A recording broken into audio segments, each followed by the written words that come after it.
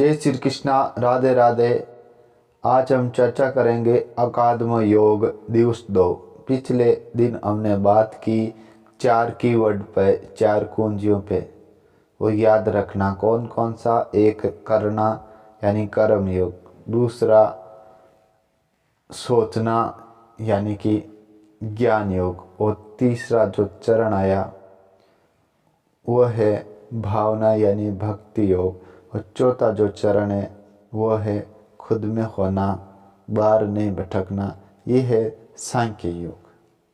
सभी लोगों के अपने अपने मन होते, अपने अपने विचार होते, अपने अपने कर्म होते। उसके अनुसार अच्छा लगता, किसी को कर्म योग ठीक लगता तो किसी को ज्ञान योग में रुचि रहती, तो किसी को भक्ति योग में, तो कोई कोई सांख्य योग केवल ध्यान ही करता है। तो हम किसी का विरोध नहीं करते कि अकादम योग किसी का विरोध नहीं करता, वो सिर्फ जो सच्चाई है वो प्रस्तुत करेगा। तो आज हम पहले कर्म योग पे ही बात करेंगे, यानी कि डूइंग, करना क्या है। जो पहला भाग है कर्म योग, ये शरीर के द्वारा होता, यानी कि फिजिकल लेवल यानी कि शरीर का स्तर से। तो आओ इस पे बात करें।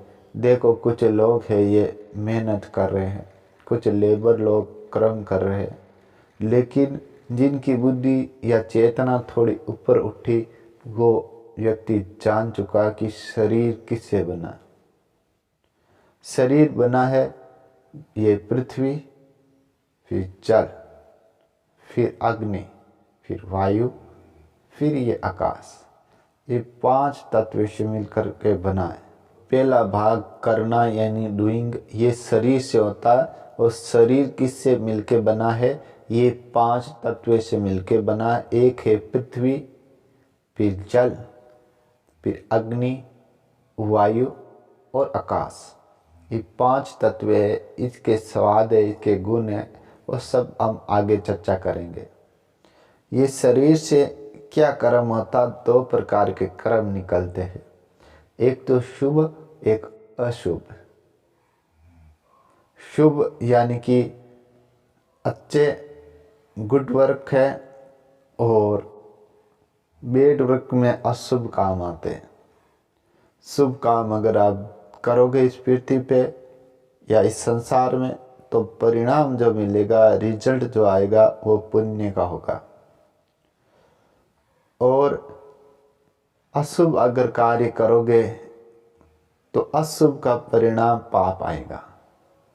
ऐसे करके इस शरीर से पाप और पुण्य का प्रगटीकरण होता है, निर्माण होता है। फिर पाप कर्म अगर कुछ भी आप करोगे तो उसका परिणाम यानी कि दुख मिलेगा, और अगर पुण्य करते जाओगे तो सुख मिलेगा। ये एक रहस्य है। और कई बार ऐसा होता है कि लोग कहते हैं मैं पुण्य करता तो भी दुख मिलता है, और कोई कहता मैं पाप करता हूँ तो भी सुख मिलता है। ये बात उन लोगों को समझ में नहीं आती, क्योंकि पिछली जो अकाउंट है वो शेष है। इसी कारण से पुण्य और पाप अलग अलग दिखाई पड़ता है। कोई भी आदमी पाप करेगा तो वो सुखी नहीं रह सकता, ये नियम है, ये रूल है। और कोई भी आदमी पुण्य करेगा तो एक न एक दिन निश्चय परिणाम में सुख ही भोगेगा। अब सुख ज़्यादा बढ़ने जाता है तो सुख इतना बढ़ जाता है कि सुख का लेवल और बढ़ने जाता है। तो सुख जब शांति में बदलने लगता है तो हम स्वर्ग कह देते हैं उसे। और जब दुख अशांति से पीड़ा में बदलने लगते हैं तो हम कहते हैं ये नरकी जीवन है, नारकी जीवन है, इसमें नरक है। तो ये करते करते ये कर्म योग से निकलता है। इसलिए बहुत लोग, विद्वान लोग, शास्त्री लोग, ज्ञानी लोग, उस सब के सब में क्या समझाते हैं कि बस आप अपने कर्मों पे ध्यान दो, कर्म को ठीक ढंग से करो तो परिणाम आपका शुभ आएगा। अब कर्म कैसे करना है, इसके बारे में अकादम योग धीरे धीरे आपको बताएगा। अकादम योग आपको एक कदम, दूसरा कदम, तीसरा कदम ऐसे करके लेके जाएगा। ये आज की जो पीढ़ी है उसके हिसाब से भी चलेगा, और जो ओल्ड मैन पुराने लोग हैं पुराने ज़माने के, उनको भी साथ लेके चलेगा। सबसे पहले हम अकादम योग को समझने के लिए हमने 4 कीवर्ड बताए, वो एक चरण बाय चरण हम चलेंगे। आज पहला चरण है वो है कर्म करना, यानी कर्म योग। कर्म योग बड़ा ही रहस्य है। लोग कहते हैं कर्म कैसे करना चाहिए, जैसे पंछियों को दाना देना, पशुओं को रोटी खिलाना, साथ साथ में जो बूढ़े लोग हैं, माता पिता है, गुरुजन है, उन लोगों का आदर करना। ऐसे करते करते शुभ कर्म में हम चले जाते हैं।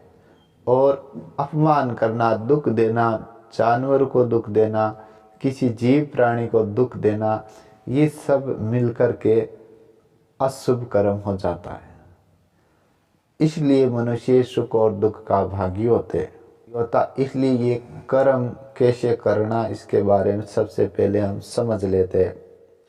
पहले जो हमारे शरीर पे एक अंग है, जैसे आँख भी है, कान है, जीभ है, त्वचा है, ऐसे नाक है। तो नाक के 2 भाग बताए गए। देखो, एक नाक में भाग जो है वो तो है सूर्य नाड़ी, यानी जो राइट है वो सूर्य नाड़ी है, मतलब दाहिने जो नाक है वो है सूर्य नाड़ी, और चंद्र नाड़ी वो है जो बाईं की तरफ है शरीर में। तो जब सूर्य नाड़ी चलती है या चंद्र नाड़ी चलती है, उसके हिसाब से मनुष्य अपना कर्म भी करता है, तो फल भी अच्छा होता है। तो आओ इसके बारे में एक एक करके हम जानकारी हासिल करेंगे। आज हमने इतना ही समझा कि ये कर्म। अब हम नेक्स्ट भाग में यानी अगले भाग में समझेंगे शौर साधना क्या है। ना का तो दाहिने शौर चलते तो हम कैसे काम करना चाहिए, और बाएं शौर चले तो कैसे काम करना चाहिए। तो एक होती है सूर्य नाड़ी, चंद्र नाड़ी, और इसके बीच में सुषुम्ना नाड़ी, उसके बारे में भी हम बात करेंगे। तो शुक्ल पक्ष में अलग चलता है शौर, और कृष्ण पक्ष में अलग चलता है। ये एक एक घंटे के अनुसार बदलता है, सूर्य उदय से लेकर के सूर्य अस्त तक, और रात में फिर शौर और बदलता है। तो इसके बारे में हम नेक्स्ट वीडियो में बात करेंगे, और ये बड़ा ही मार्मिक है शौर साधना। याद रखना, पहले दिवस यानी 4 कीवर्ड को याद रखना। ये आई बटन ऊपर दिखाई पड़ रहा, यहाँ पे लिंक दिया गया, ये आ रहा, आप देख लेना। और एंड स्क्रिप्ट में भी हम लिंक दे देंगे अकादमी का पार्ट 1 का। तो वीडियो अगर आपको पसंद आया तो लाइक करें, शेयर करें, कमेंट करें, क्योंकि अकादमी का शौर साधना का 3रा दिवस भी हम लेकर आएंगे। साथ में अगर वीडियो पर आप नहीं हो तो सब्सक्राइब भी करें। आज इतना ही।